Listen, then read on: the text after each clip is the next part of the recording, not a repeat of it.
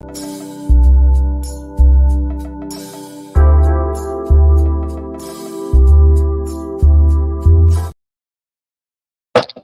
good morning, everybody. It is Thursday morning, and this is Thursday Morning Live. I am super excited about today's show. I have a great guest coming up.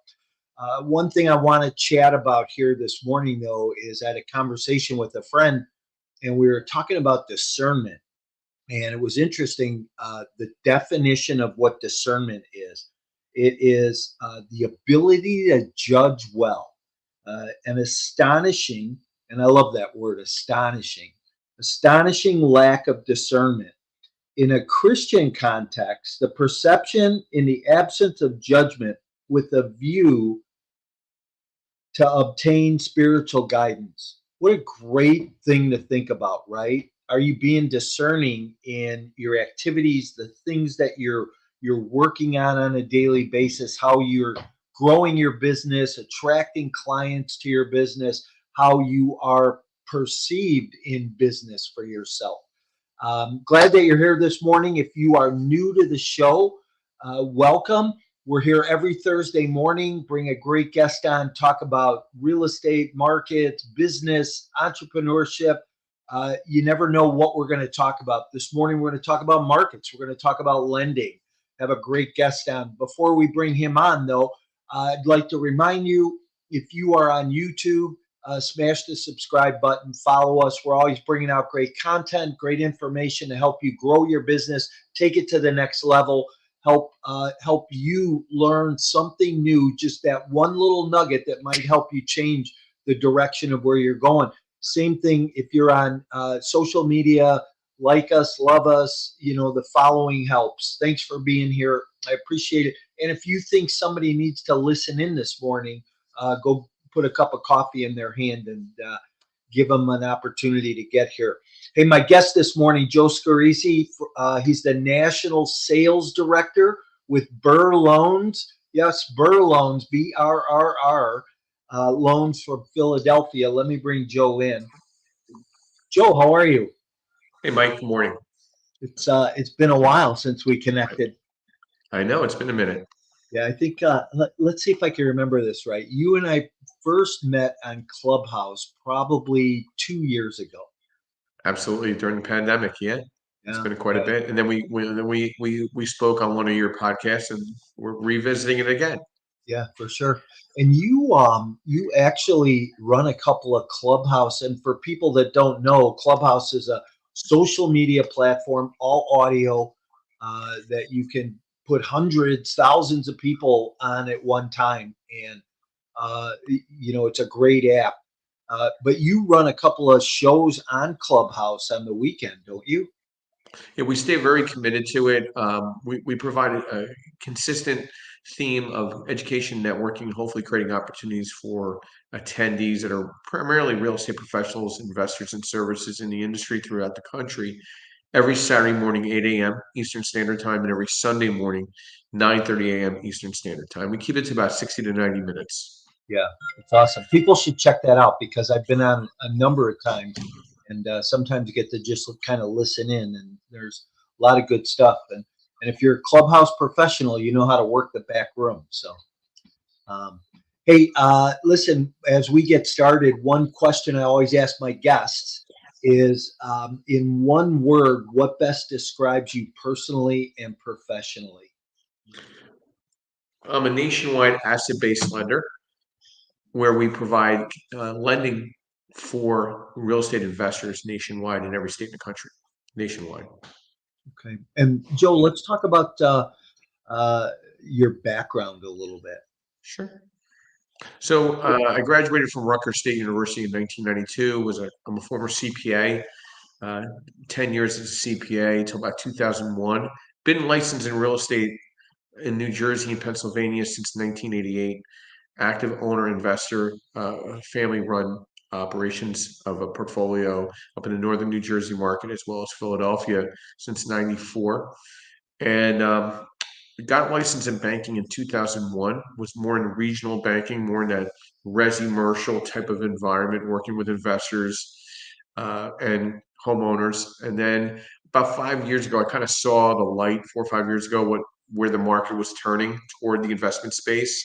I knew that we were going to have this unbelievable run as everybody was getting 2-3% rates, 1.75 rates. So I moved my business into the asset-based lending space, accepted a position with a division of Blackstone Capital, really dived into it full force, and then obviously I left Lending One last year after 3 years, and really kind of projected into the work in the Burr space.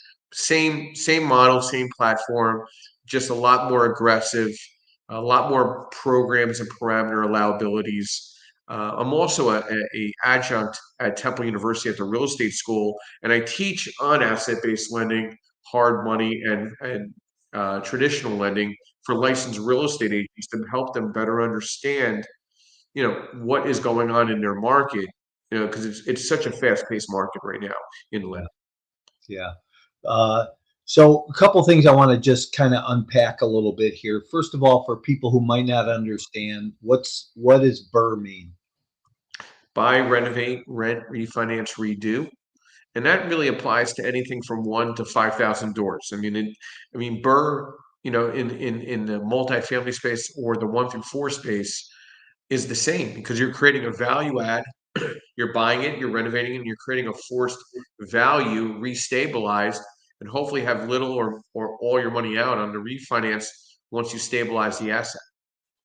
That's interesting. I never really thought about, and I've been doing multifamily for a long time, and we buy large apartment complexes and mostly value add. Yeah. We're buying a couple deals in Tulsa right now that are value add properties. We're going to put a few $1 million in to renovate. But how does the burst strategy work in that?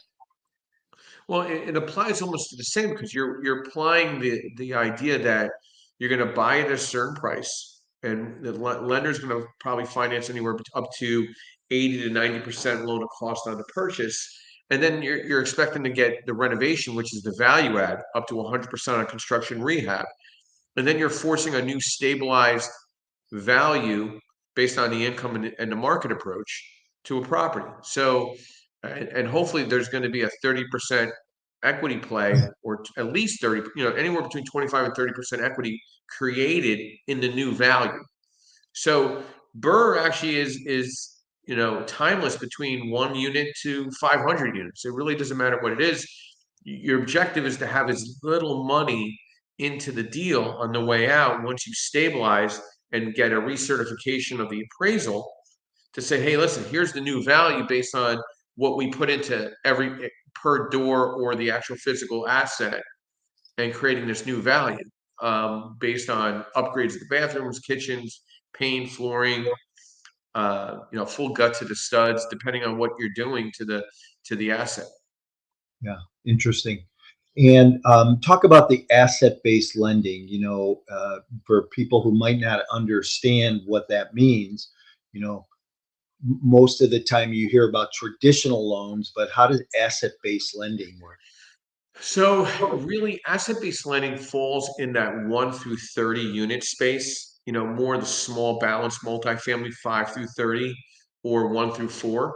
Once you get above either 2 million loan amount and or 30 units, you really kind of fall in the Fannie Freddie space, agency space, or HUD or FHA on a more multifamily space. So from a debt service coverage ratio or asset-based lending, when you're using limited documentation on the borrower other than their cash reserves, their experience, and their credit score, it falls more in the asset-based lending, where you're really looking at the debt service coverage ratio anywhere between 1.0 to 1.25, depending on the size of the asset and what the outcome is going to be based on the cash recovery or the refinance of the property once you stabilize it. So again, I think asset-based lending really falls really in, I'd say 1 through 30 units. Anything above that, you're definitely falling in the agency space to look at more of a fuller documented loan uh, at that point. So, I work with a lot of coaching clients, and what I try to get them in the beginning to work in the space between $1 to $5 million, $3 to $5 million in an acquisition price, which would probably fall into, a 20 to 40 unit property, depending Yep. on the market, right? Which market we're looking in. So you could actually do asset-based lending on that type of a product, that product size. Technically. Yeah, Yeah. I mean, somewhere between that 5 and 25 door environment, if the loan amount itself is below 2 million, it could fall in the asset-based lending space. Now, on the refinance, you're probably capped at 75% instead of Freddie or Fannie, where you can potentially go up to 80%. The options of a fixed loan is there on a 30-year fix, but as we know, rates are holding steady and they're a little more higher in that space. But there's also typically an interest-only option on a 10-year or a 7-year with a 30-year amortized loan. So a lot of investors like that because most investors do something with their asset on average between every 5 to 7 years. And now that we're in the new 10-year reset of our economy, we're probably looking at year 4 or 5 with some change in the rate back to some form of normalcy, whatever that normalcy would look like, probably year 4 or 5 of this new 10-year reset. Um, so again, that 10-year fix gives you a lot of time to think about a 10-year fixed interest only gives you a lot of time to think about what you want to do with that asset, whether you want to spin off a lot of cash and then dump it in 7 to 8 years, or look at the rates in 6 to 7 years or 5 years after that matter, depending on what you set yourself up for on the prepayment penalty to that loan to figure out what's the timing of where the market will drop. So are you saying right now, in your opinion, that you think that we're in a 10-year reset period? And what do you think? Do you think we're a couple 2.5 years into this reset already? I think we're at least a year and a half into it since the massive BIP spread Yeah. change. So that obviously reset things, and I mean, I don't have a crystal ball, but I mean, honestly, I think we'll see higher rates before we see lower rates. I think rates came down a little bit because obviously the Fed is kind of holding tight, steady, with uh, with hopefully some optimistic upgrades to assessment of the economic growth. So I think it's going to be like this. It's going to be like a up and down type of circumstance, depending on what war's going on, what economic concerns we have, what distraction they're throwing at us. But I think we'll go higher in rate before we go lower in rate over the next couple of years. I think maybe year 4 or 5, we'll probably see some daylight of opportunities where we can reset what we got ourselves into as investors.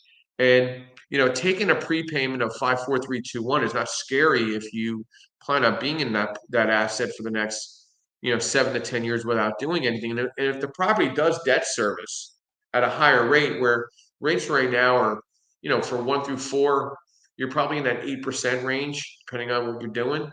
And but there's options out there for no prepayment, but you're going to pay the price on the rate. But if the rate still works and you're still making money and the debt service is there, can you imagine when you get back down to 5%, potentially in 5 to 7 years? Now you're really making a lot of money, like Yeah. a lot of money. You're spending off a lot more cash. Now that's a really true performing debt that you have in place for your property. Yeah. It definitely will change the function of cash flow at that point if those Correct. rates start to stabilize a little bit. I've been doing this a long time. Been in the business 30 years. I've seen these cycles, and what's interesting to me is the people that are concerned today. I think I raise a lot of private equity, and in order to buy multifamily deals. And I find two schools of thought out there today. One is you've got one bookend that people are saying, hey, I think next week there's going to be a better deal because there's a little bit of blood in the water. And the other Yeah. bookend is, I'm scared to death. I don't want to do anything. And, the people in between have gotten very thin in normally what would be there. In your opinion, do you think this is a good time to be investing in real estate, or do you think people should be like, holding off? Well, I mean, I see investors seeing, you used a great expression, blood in the water. I think the investors smell the blood in the water. They're becoming more vulture-like. They're not just buying stuff to buy. I think you have declining values in a lot of markets throughout the country. So you got to be very cautious. If you're buying something now and you're expecting a new after repair value, I chop off 10% on that just in case to cover yourself, because by the time you renovate it and stabilize it and lease it, your value might have decreased anywhere between 8 and 12% or even 14%. So, you know, penciling your deals down better right now as an investor is smarter. Like, just because I can lend up to 70% loan to value based on the after repair value, I'd be basing all my numbers somewhere between 60 and 65% loan to value based on the after repair value because of declining values throughout the country. So just because we have a very tight real estate inventory stock, the days on the market are increasing, and you're starting to see some actual physical deals present themselves on standard MLSs right now. So there's definitely a shift in the market, and realtors obviously are feeling the pressure of lack of interest in home ownership, and they're trying to get themselves up to snuff, understanding the real estate investor mindset. A lot of these realtors are not very proficient with the terminology and the acronyms that you and I use day to day, Michael. And you're seeing more realtors trying to get to these local real estate investor associations and investor groups to get better understanding, get a grasp on the market as an investor. So, how much of your business is in the residential sector versus the commercial sector? Right now, it's 50-50. I'm working with several investors with multifamily conversions. The biggest thing I'm seeing right now is motels being converted to Section 8 multifamily housing. Mm. Massive amount. Like, we're talking about a dozen of them in my pipeline right now, looking at that. Anywhere from 12-unit motel to a 29-unit motel conversions to Section 8, one bedrooms. And Section 8 right now, the numbers are better than the market rents in somewhere some of these markets are. And some of these municipalities welcome it because it's not gonna impact their schools because it's a one bedroom. So they're not gonna have massive amount of children coming into the school district, but they're actually gonna be collecting better taxes on these defunct assets that are motels that are just transient people.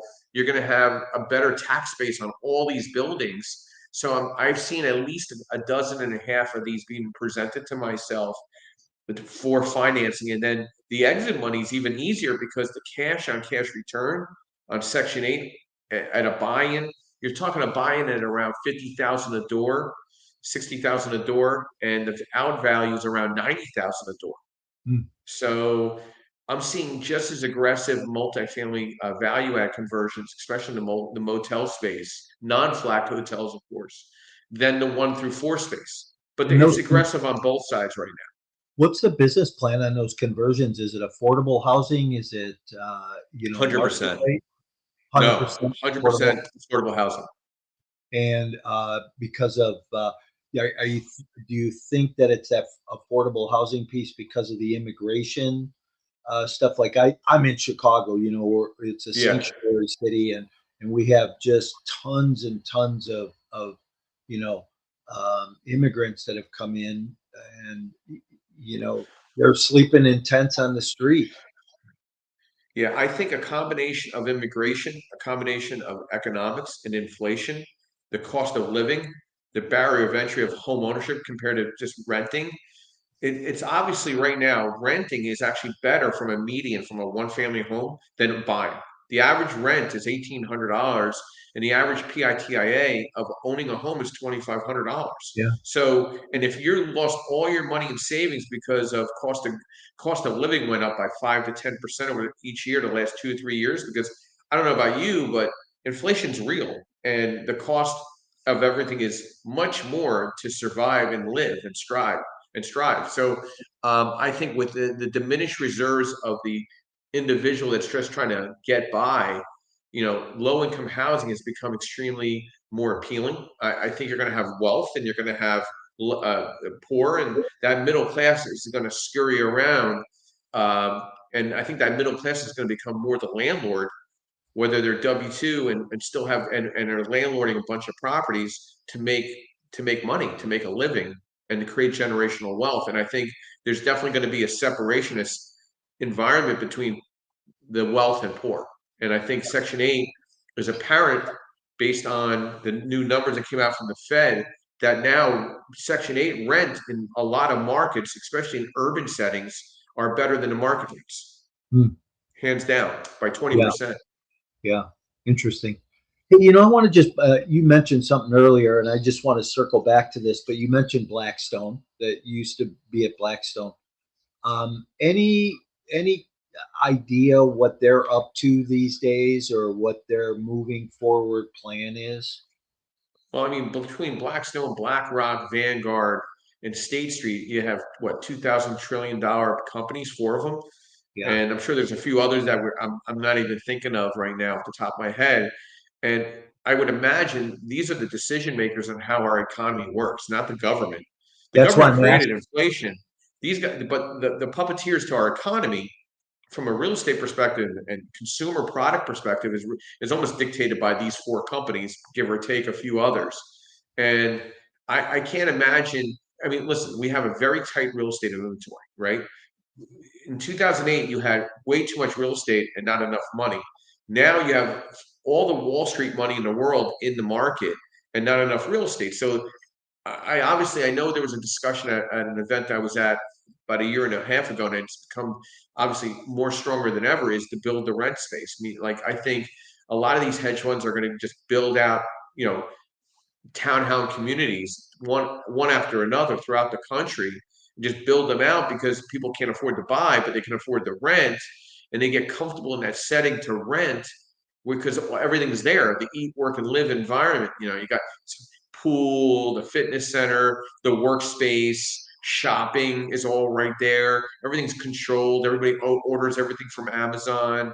So it's a very controlled environment. So I think a lot of these groups are looking at the controlled environments out there, you know, and where migration reports are falling, all the migration's going towards Southwest, Southeast markets, and a lot of that area is flatland. So you could just build out, you know, 300 doors at a time, 500 doors at a time, and then hold this money out 40 years on your balance sheet, and it's all going to be income producing because no one's buying; they're all just going to rent, and they could do inflationary increases and, you know, all kinds of incentives to fill these units up. And I think it's going to, you know, somewhat flood the market for the SFR space, and you'll see rents coming down in some areas, and you'll see decreasing values coming down because all of a sudden everybody's going toward the build to rent environment, you know, living in these type of communities. And some people like that. I would never want to live in that type of environment. I'd rather live in a home and, you know, mow my own lawn and do my own gardening. Some other people like a controlled atmosphere where they walk their dog on a green space and they go to their pool and they go to their gym and they come back to their very controlled setting unit. I mean, that's good for a lot of, I mean, that millennial Gen X, Gen Z market, they like that. They, you know, but myself, you know, 50 plus, I want to urban, you know, suburban rural space. I like to have my own home and a roof over my own head. So again, that'll change over time. And I think that's where the hedge funds are leaning toward. They're leaning toward the opportunity of controlled space for long-term holds. Yeah. So I remember, back post 2008, you had Blackstone and Great American and these other groups that were going into markets, and they were buying thousands, not just hundreds, but thousands of single family homes. Yeah. And are we going to see that type of push again by them, do you think? I mean, ultimately, if all the REOs and zombie properties came to the market today, what do you got? Another extra million doors in the entire United States that comes to the forefront immediately? That, I don't know if that's enough for that to be so appealing to a hedge fund where they could just build out 300 doors themselves at a time, or 400 doors, or 1,000 doors at a time in these larger landscapes out in the Midwest. Where, you know, if you look at Denver, Colorado, let's use an example. They built the airport purposely 15 miles away from Denver proper, and they're building out all these eat, work, and live environment in between Denver proper, and the airport. Okay, 15 miles of development of multifamily, eat, work, and live space. Just imagine 15 miles of it. So Yeah. how many units could that be for that area? Another 3,000 doors, 4,000, Yeah. 5,000 doors, whatever that Yeah. is. So that's a lot easier than going in and buying the one-offs from all these bank REOs and foreclosures and zombie properties over time. I mean, Yeah, for like I sure. said, if a million doors came to the forefront and all went onto the MLS today, they'd be absorbed by landlords and one-off buyers and some homeowners as a blend immediately. I mean, Yeah. like, so, again, I think that what happened back in '08 is what there was not enough. The only people that had money were the hedge funds, so they were buying up all these properties, these single family through four families. The opposite now is there's more money to be distributed to put out for the investor, but they don't have enough money to build. Hmm. The hedge funds have all the money to build because they could sustain that right on their balance sheet. Like an Well, that's investor like interesting. myself, I can't carry a 300 property development to the fruition and get it stabilized. I mean, like that's a lot of money. So Yeah. these guys can eat that and then spread it out over 40 years to recover their profitability on those properties. Yeah, that's an interesting thought on that. So, hey, I know that you do a lot of lending in different markets. Are you able to lend in all 50 states? Yep, and we're Okay. nationwide. And is there a market that you see today that's more robust than others? What's your top five picks for markets today? It's based on the barrier of entry. Like what type of return are you looking for? So if you're in the single family through four family space, let's just stick with the SFR space, and multifamily 5 through 25. I mean, United Van Lines, Penske, and U-Haul. If you follow those rental migration reports, everything's leaning toward like Ohio, Indiana, Oklahoma, Arkansas, top end of Texas, because the bottom end of Texas is getting very saturated. Louisiana, Alabama, northern Florida, certain areas of Georgia are doing very well. I think North Carolina is very saturated. I think South Carolina has a lot more room to play with and a lot more opportunity there.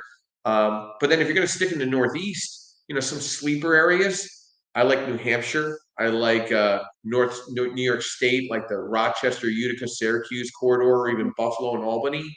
Maybe even look at Maine. Not a lot of people look at Maine. Maine's a nice, quiet market. And one thing you notice in Maine, there's not a lot of investor group meetings. Yeah. They like to keep that market quiet. There's only like one whole meeting a month, I think, in the whole state of Maine that I could find that actually is consistent. New Hampshire has only like one or two events a month. When you start seeing some of these markets only having one event, and another state that's very sleeper oriented is New Mexico. You just got to be careful with New Mexico because there's true urban cities and then everything else is rural. So you got Yeah. to, again, it's a quieter market. Not a lot of people say, hey, I want to wake up, I want to buy investment properties in New Mexico. So, but if you follow migration, everybody's kind of going to these areas where there's better barrier of entries, safety. Like Wisconsin's a really good market. Everybody's getting out of Chicago. So everybody's migrating over there. So like the Milwaukee's, the Madison, Wisconsin's. I was just there. I was in Sheboygan and Green Bay.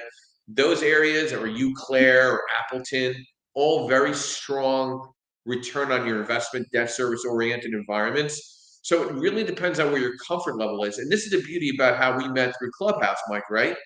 You could build your power team anywhere. Hmm.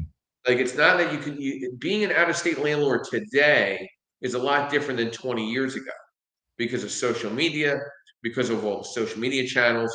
You can go and do your due diligence in the market, build out your power team, and be a true out of state landlord and not have the problems that a lot of out of state landlords had 20 years ago or even 10 years ago for that matter. I always, people ask me a lot. They say, "How come you don't buy real estate in Chicago?" I said, "Because I like to build my portfolio from the coach seat of an airplane." You know, Yeah. and we do.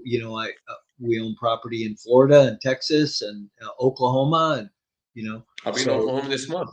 yeah, I like Tulsa. Tulsa a lot. Oh, yeah, I like Tulsa too. Yeah, I'll be Tulsa's. there. I'll be there the second Tuesday in November. I'm looking forward to that. Are you speaking at the?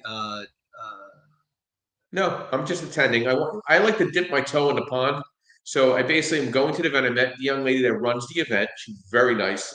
Her name is Katie or Kathy, and I'm going to the event, and then I'm going to decide whether it makes sense to sponsor it 4 times a year. And if there's a speaking opportunity then that presents itself, obviously that opportunity will hopefully be there. I just spoke at the LA Grand RIA Expo out in Los Angeles, where about 600 investors, and that was a lot of fun. And all those investors buy everywhere else other than California. Yeah, nice. What? When are you going to be in Tulsa? Second Tuesday in November. I'm going to the Tulsa Investors Group. Yeah. I travel 3 to 4 times a month to various rental markets. This month I'll be in Tulsa, Norfolk, and Louisville, Kentucky, amongst other local and regional markets that I'll be either speaking at or attending. Will you send me the information on that? I will. Yeah, because I have to go to Tulsa here. We just took possession of about another 130 units there, and getting ready to close another 150. So Excellent market. yeah, It's an excellent market. Oklahoma City is another good market. I like those markets. Good debt service, good management presence there, good maintenance presence there. yeah. Hey, Joe, thanks for being here this morning. I appreciate it. How do people get a hold of you? You can reach me at 215-290-5108. And I have 2 emails. One is joseph@josephvscorese.com or jscorese@brr.com. And Awesome. I'll respond via text, email, or contact them. Awesome. Good. Hey, any last words for anybody? Anything you want people to think about moving forward over the next several months? Just pencil your deals down better. Take into account contingencies and building out a solid power team wherever you're buying. Yeah. I love that power team piece, right? Joe, I'm going to move you to the back room. If you hang out with me for a minute, I'm just going to say goodbye and give me 1 minute. Thank you, Michael. Thanks. Hey, everybody, that was a great show. You know, one thing I know is that whenever I have people smarter than me on, I love that because I always learn something, and I hope that you had the opportunity to learn something new this morning. And I'd go back and listen to this again because he dropped some nuggets in there about markets, about how to finance property, types of property you can finance and use the burst strategy for. But listen, I want to thank you for joining this morning. I hope that this continues to be insightful for you. I want to keep the conversation going with you. So what I'd like you to do is reach out to me. Send me an email, grab me on social media. Let's keep the conversation going. I appreciate all the support from everybody. You know, continue to like us and love us on social media. If you want a copy of today's event, reach out. We'll get you a copy of that. And remember, we're here every Thursday. Saturdays are Multifamily Unplugged. And join our Facebook community, Multifamily Unplugged. You'll continue to get updated on new events, things coming up. If I can help you in your multifamily business to grow it, to go to the next level, either on the active or the passive side, don't hesitate to reach out. And have a great day and a